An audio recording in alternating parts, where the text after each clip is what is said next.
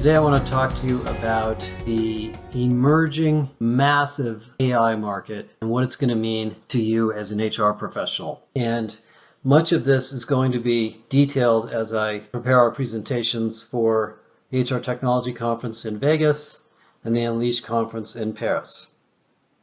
Now, there's an interesting phenomenon that's going on in the world of AI. Not only are there billions of dollars of investment money going in, but if you look at the growth of NVIDIA and some of the technology providers and the announcements that are coming out from Google this week, everybody is investing in the technology platform because AI isn't just mathematics. It is a technology platform. And so what we're going to experience in HR is a proliferation of what we call generative AI applications. And what I talked about in the article I recently wrote in last week's podcast to some degree is that generative AI isn't a thing, it is a technology. You don't implement generative AI, you implement applications of generative AI in different business use cases. The onboarding, the recruiting, the candidate experience, the HR person, the HR business partner experience, the chatbot that helps the employee find their pay stubs, the scheduling application, the training application, the compliance application, etc. Generative AI is used to deliver those applications. So it isn't a solution in and of itself. And none of those applications really exist quite yet because the vendors haven't built them. And the reason they haven't built them is the technology stack is very, very immature. And I know this because we're going through this ourselves, that what's actually happening is a massive new technology stack is being developed and the vendors are positioning for ownership of that stack. Obviously, Google is going to be announcing a whole bunch of large language models and development tools in part of Google Cloud. Amazon is investing heavily in a series of large language models and tools in AWS. Microsoft has partnered with OpenAI and offers all sorts of tools for developing applications. Oracle has decided to partner with this company called Cohere and is going to be offering the same sort of things.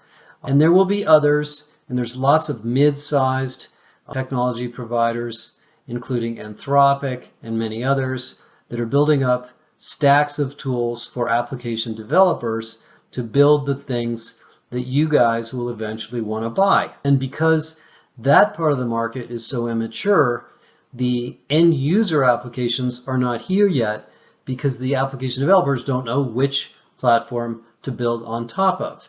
And I, again, know this because we are going through it ourselves. And the analogy that I think is somewhat similar to try to make sense of it is in the early 1980s, 1990s, when the relational database industry was new, there were hundreds of database companies building multidimensional databases, SQL databases for transactional processing, SQL databases for massive parallel processing for queries, SQL databases that were vertical, SQL databases that were horizontal, some that had object-oriented front ends, and they weren't applications. They were purchased by developers or by IT departments to build applications on top of. And it took, 7, 8, 10 years before that market shook out and it became clear which application technologies people were going to use. Microsoft eventually went in and so did Oracle and won a very large percentage of this, but IBM was in it and Formex, lots of others.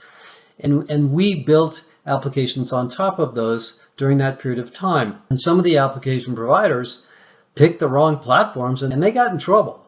And there were a bunch of ERP vendors that standardized on relational database technologies that didn't make it. And those vendors had a very hard time surviving over the long run. So the interesting thing about this stack is that while you want to buy an end solution that works, obviously that works well, what's going on under the covers actually makes a big difference because the ability for that vendor to support your needs over time will be limited on the fundamental technology services they get from their platform provider. And this is why Workday's announcement about their Gen AI strategy was so vague. they really didn't announce anything. They just kind of talked generally about their strategy, and I'm sure more will come out at Workday Rising coming up. And from the standpoint of what you do in HR, I think the most important thing to do is to experiment with these technologies and get to know them and talk to the vendors, go to the conferences, see what they have to try to figure out if any of them are mature enough and far enough down the track for you. So where does that leave you or us? As I will explain when I do the conference, there are some big use cases here that are going to drive this market. The first is the fundamental issue that in most companies, we can't hire people fast enough or with enough technical or professional skills to grow the company as fast as we like to grow. So we need tools that will not only help us find candidates and hire people, but actually on the other side to help us to make people more productive.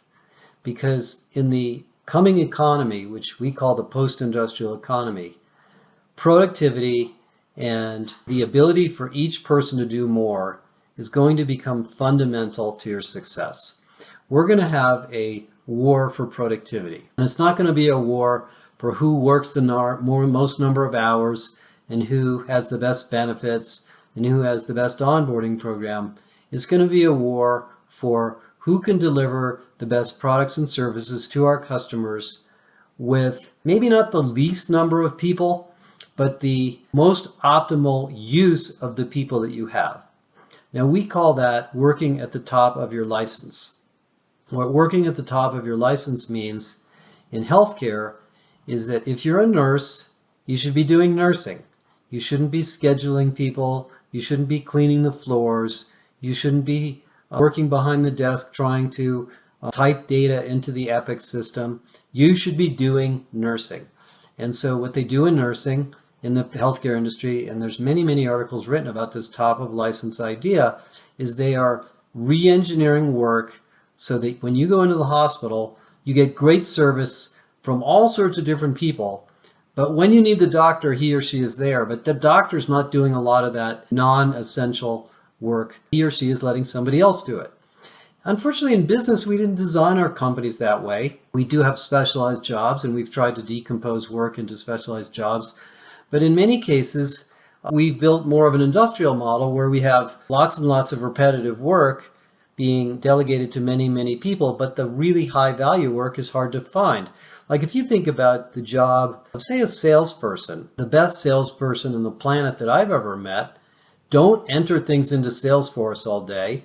They're great with customers. They're great with understanding problems. They're great with communicating the value of your product and your service. They're great with negotiations. They're great with objection handling. They're great with executive relationship building. They don't sit around and put data into Salesforce and run reports, and somebody else should do that. Do you have a group that does that? Most people don't. Most people expect the salesperson to do all of that stuff. So there's lots and lots of opportunity for you to use this idea of working at the top of your license to make your company more productive. And by the way, that's what AI is really good at, because what AI does is it democratizes information so that the person that needs the gritty details can get what they need, and the person that wants the high level version of it can get what they need. And you don't have to sit down there and manually design all the content that everybody needs to do their job and try to figure out how to train everybody to do it in an optimal manner, which, by the way, changes every year anyway, because the company keeps changing. So what we need these AI platforms to do is to deliver on this real productivity. Now let me go back to the word for a minute again. Productivity doesn't mean doing more stuff per hour. It means generating more revenue, creating more customer value per dollar of input. That may mean doing less work, but doing smarter work. It may mean spending more time with big customers and less time with small customers. It may mean adding value to the customers that are the most profitable and not adding value and not wasting time on the customers that are unprofitable. It may be manifested in much more strategic ways than this idea of the sort of mouse and the wheel going faster and faster and faster. That's why we have to move past the industrial age to the post-industrial way of thinking. What is it about your company that you can spend time and money on that's going to have a 10x return? And each person, by the way, should be thinking this way, as opposed to let's do more and more of the same thing because that's what everybody asks. And those are design issues that we have to do in org design. Those are design issues we have to do as an HR business partner. Those are design issues we have to do as an L&D consultant or as an OD consultant working with the business. And we can't do this alone. These are the kinds of things that have to be done in concert with the business. But that's where AI is going to help. And we really need to help the vendor market at this point clarify these problems so they don't give us stupid solutions. I've seen quite a few generative AI products over the last 60 days, and most of them are kind of silly. I know they have the best of intentions to write emails to candidates or take a piece of content and format it and create a quiz and so forth. They're great. I mean, they look great at first glance, but then I think to myself is how are we going to industrialize these? How are we going to use them? How are we going to scale them? How are we going to configure them for each company's needs? How are they going to be personalized for each user? The vendors haven't figured that out. So fast forward 2 years, we will have all this stuff, but we don't have it today. So that's where the AI market is. The interesting thing about it is I've probably haven't seen so much money go into one category for a long time, maybe since the beginning of the cloud market. And the level of noise and the level of interest from the vendor markets is really spectacular and also very interesting. And the level of confusion and lack of clarity from buyers is also sort of amazing. And so we have this gap between the knowledge in the heads of the core technology providers, the knowledge in the heads of the application providers who are trying to build solutions, and the knowledge in your heads that none of us are all reading from the same page because it's very unclear how these pieces are going to fit together. I'm not saying I'm the world's expert at this either. I'm probably a little more knowledgeable than most because I spend so much time on it and we're doing our own projects, so we're getting our hands wet directly. But it's clear to me that this is a huge future, unavoidable, inevitable, that these new tools are going to be replacing and disrupting a lot of the technologies we have, not overnight, but certainly over a period of a few years. And that if you're not paying attention, at some point, somebody and a competitor to you will start outperforming you and you won't really know why that is. The other issue that plays here is really three things. There's the org design that I've talked about before, there's the leadership role, and then there's you in HR. Let me talk about the other two. We talked about the org stuff last week and also this week, leadership.